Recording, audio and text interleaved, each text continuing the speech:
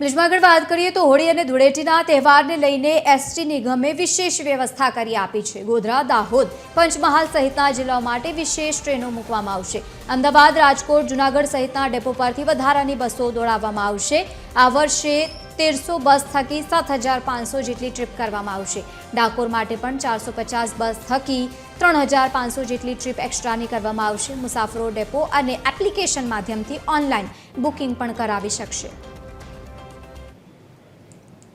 વિવિધ જિલ્લાઓ જેવા કે અમદાવાદ, રાજકોટ, અમરેલી, જૂનાગઢ, ભાવનગર અને ભુજ જેવા વિવિધ વિસ્તારોમાંથી ગોધરા, દાહોદ, ઝાલોદ, સંતરામપુર જેવા વિસ્તારોમાં પેસેન્જરોને સારી સુવિધા મળી રહે તે માટે 1300 જેટલી બસો વડે કુલ 7500 ટ્રીપો સાથેનું સંચાલન હાથ ધરવામાં આવશે।